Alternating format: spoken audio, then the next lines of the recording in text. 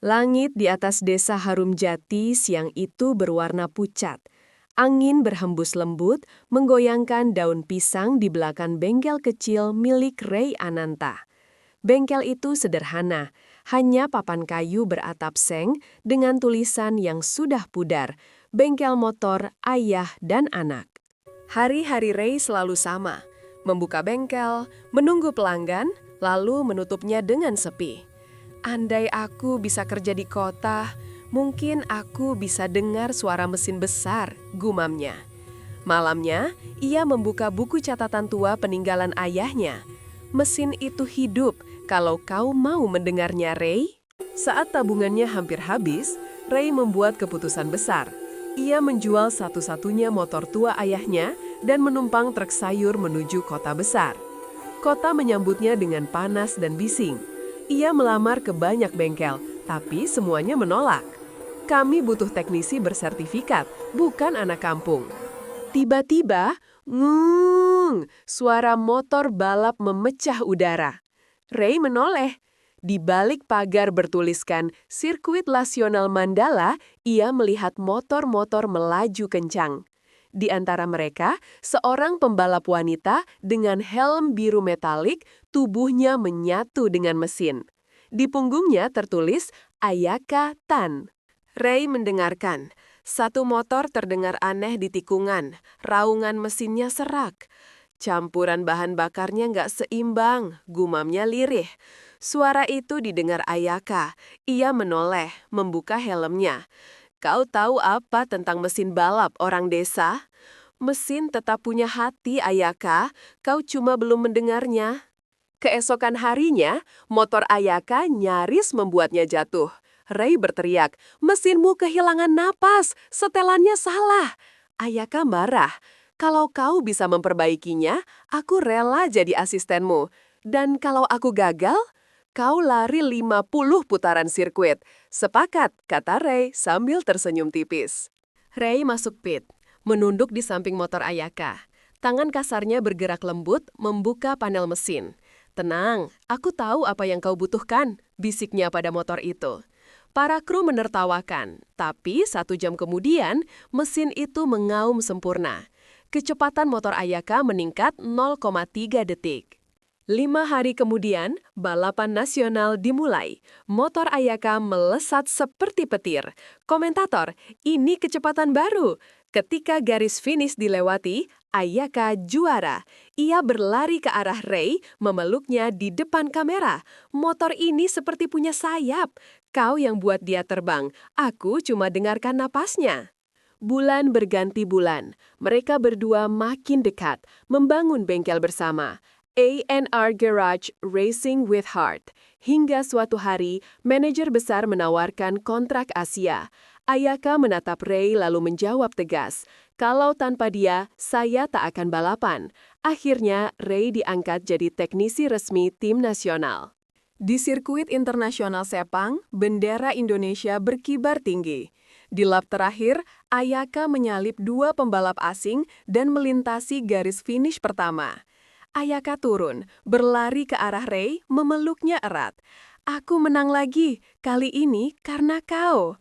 Aku cuma dengar suara yang orang lain abaikan, hatimu. Nama mereka menjadi legenda. Mereka membangun bengkel baru, Ayaka X Ray Garage, dari suara mesin jadi irama cinta. Dan di hari pernikahan mereka yang sederhana, Ayaka berbisik di telinga Ray. Dulu aku percaya pada mesin, tapi sejak bertemu kamu, aku belajar percaya pada keajaiban, bahwa cinta bisa lahir dari tangan yang kotor karena oli. Bengkel Ayaka XRI Garage ramai oleh deru motor-motor mahal. Ray, kini teknisi perkemuka di Indonesia, sedang menunduk memeriksa mesin superbike milik seorang kolektor. Tangannya masih cekatan, tapi matanya menunjukkan kelelahan. Ini bukan lagi mendengarkan napas mesin Ayaka, katanya suatu malam. Ini tentang garansi, kecepatan, dan uang. Aku merindukan saat motor cuma bicara jujur padaku. Ayaka hanya tersenyum, menyodorkan secangkir kopi hitam. Mesin besar ini juga bicara jujur, Ray, cuma suaranya lebih keras dan lebih banyak yang mendengarkan. Persiapan untuk musim balap Asia yang baru berjalan intens. Ray sedang memeriksa tekanan ban motor balap Ayaka, fokus pada setiap detail. Ayaka mendekat, helm balapnya diletakkan di bangku pit. Ray panggilnya pelan. Ray mendongak. Ada apa? Torsinya sudah pas? Ayaka meletakkan tangan Ray yang berminyak di perutnya. Kita harus menunda balapan ini, teknisi hebatku. Ada irama baru yang harus kita dengarkan bersama. Irama yang lebih penting daripada semua mesin di dunia. Mata Ray melebar, senyumnya perlahan merekah, mengalahkan noda oli di wajahnya. 5 tahun berlalu. Di sudut Ayaka X-Ray Garage yang kini jauh lebih besar, seorang anak laki-laki berusia 4 tahun, Ryan, sedang bermain dengan kunci pas kecil dan oli. Ia tertawa, meniru suara mesin yang sedang di-setel Ray.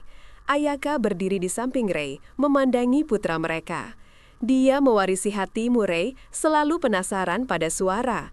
Ray memeluk Ayaka erat. Ayahku bilang, mesin itu hidup kalau kau mau mendengarnya. Sekarang aku tahu, Ayaka, itu bukan cuma tentang mesin. Itu tentang mendengarkan setiap nafas kehidupan, termasuk detak jantung kecil ini. Kita harus mengajarkan Ryan bahwa cinta sejati dimulai dari tangan yang mau kotor. Suatu sore, Ray menemukan Ryan di bawah kap mesin motor antik yang sedang mereka restorasi. Ryan memegang kunci pas besar, mencoba mengencangkan baut yang sudah kencang. Tiba-tiba, terdengar bunyi krak. Ryan telah mematahkan pengait filter udara, benda yang langka. Ayaka terkejut, tapi Ray hanya tersenyum tenang. "Hei teknisi kecil," panggil Ray lembut sambil berlutut di sebelah putranya. "Ayahmu juga pernah mematahkan banyak hal saat belajar. Tapi dengarkan ini, setiap baut, setiap mur, dia akan bicara padamu saat dia sudah cukup. Kalau kau memaksanya, dia akan hancur." Ryan menatap pengait yang patah, wajahnya sedih. "Maaf ya." "Tidak apa-apa, sekarang kita perbaiki irama ini bersama. Tanganmu kotor dan itu bagus, tapi hatimu harus tetap bersih saat mendengarkan." Musim liburan tiba, dan Ray memutuskan untuk membawa Ryan kembali ke desa Harum Jati. Ayaka tidak ikut karena harus menghadiri acara sponsor, tapi ia mendukung penuh. Ketika mereka sampai, bengkel motor ayah dan anak masih berdiri, meski sekarang lebih reyot. Ray membuka pintu yang berderit, aroma oli tua dan debu menyambut mereka. "Ini tempat ayah belajar mendengarkan, Nak," kata Ray. Ryan, yang terbiasa dengan bengkel modern, menatap sekeliling dengan takjub. Di meja kayu lapuk, Ray menunjuk buku catatan ayahnya yang kusam. "Semua irama terbesar dimulai dari sini, dari kesederhanaan. Jangan pernah lupakan tempat hati kita berawal, Ryan." Setahun kemudian, Ayaka mengumumkan pengunduran dirinya dari balapan profesional. Ia mendirikan tim balap sendiri, berfokus pada pengembangan pembalap muda. "Aku sudah memenangkan semua yang harus dimenangkan," katanya pada Ray. "Kini giliranku mendengarkan ambisi generasi baru." Mereka duduk di bengkel, Ayaka mengenakan seragam tim barunya yang rapi, sementara Ray sibuk menyetel karburator motor tua milik tetangga, sebuah pekerjaan yang mengingatkannya pada masa lalu.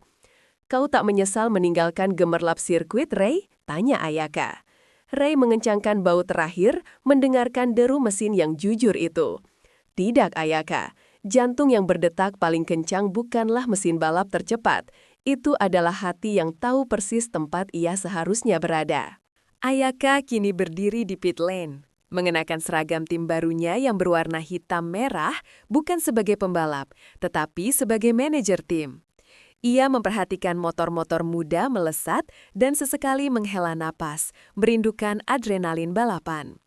Salah satu pembalap mudanya, Mika, kembali ke pit dengan frustrasi, mengeluh mesinnya terasa berat. Ayaka mendekat, menepuk pundak Mika. "Motor itu tidak dengar kamu," katanya lembut. "Dengarkan dia dulu.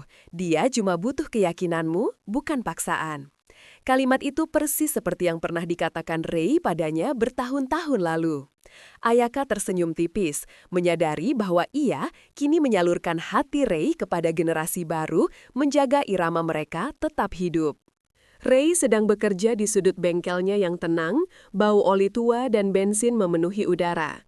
Ryan, yang kini berusia 6 tahun, duduk di sebelahnya, mengenakan kacamata pelindung mini yang kebesaran.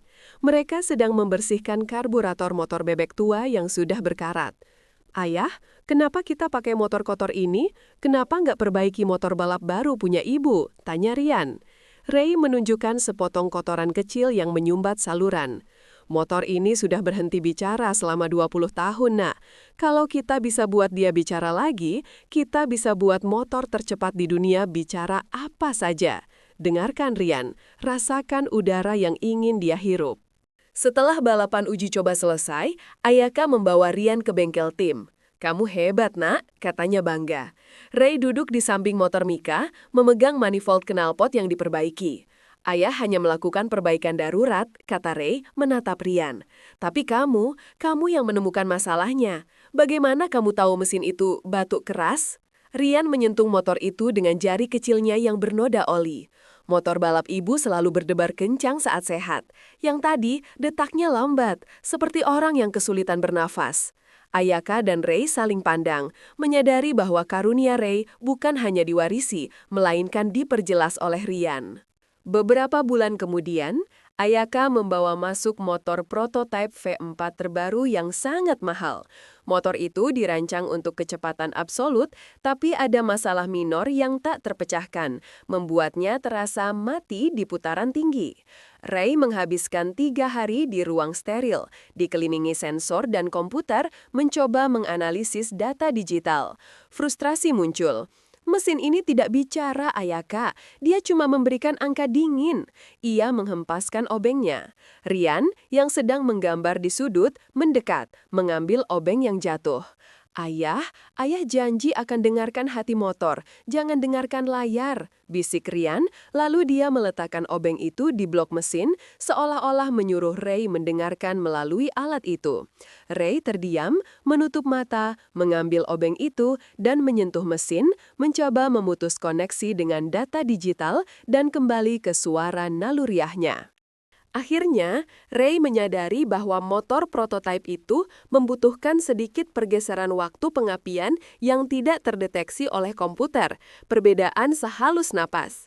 Setelah motor itu menderu sempurna dan Ayaka berhasil memecahkan rekor uji coba, Ray merasa harus kembali ke akarnya. Suatu Sabtu pagi, ia membawa Rian ke desa Harumjati. Mereka duduk di dalam bengkel lama di mana bau oli tua masih melekat. Ray menunjukkan buku catatan ayahnya lagi. Rian tidak lagi terpesona oleh bangunan reyot itu, tetapi oleh keheningan di dalamnya. Ia meletakkan telinganya di atas bangku kerja kayu lapuk. "Ayah, bengkel ini diam, tapi aku bisa dengar banyak kenangan yang berdetak di sini." Ray tersenyum, memeluk putranya. "Ya, Nak, bengkel ini menyimpan irama hati ayah dan kakekmu. Itu suara yang harus kita jaga."